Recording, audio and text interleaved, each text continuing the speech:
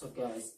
It's Samuel here, and today I'm going to be doing a tutorial on, this is going to be around birds. Make sure you have birds down before you get into this. Here's an example of the trick.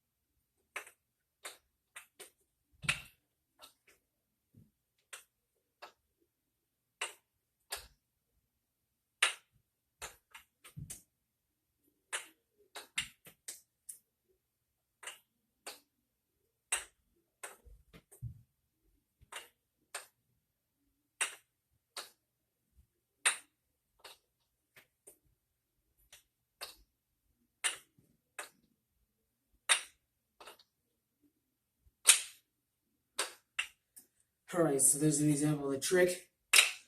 I'm going to break it down for you guys now.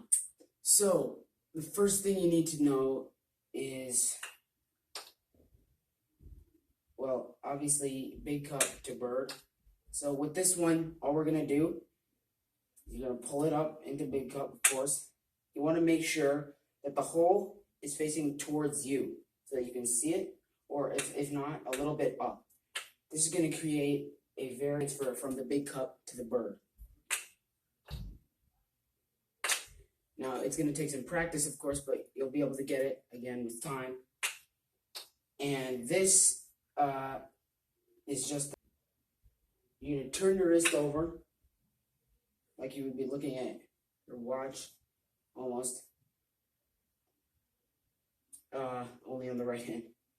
And then you're going to be going to small cup from big cup. So big cup to bird, and small cup to bird. Licking the bevel on this trick will also help because it creates some grip for the tama to land on those birds. So that's the second step. So you get big cup to bird, small cup to bird,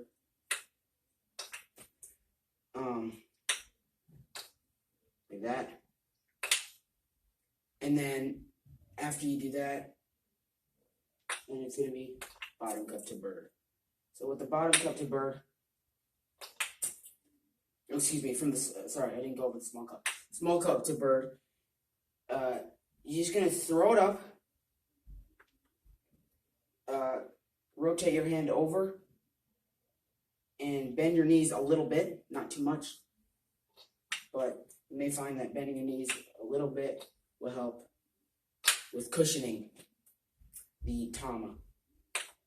So bend your knees, catch it just like that, and then go into the bottom cup, bird. It's almost like you're going to go to spike. So it's really similar.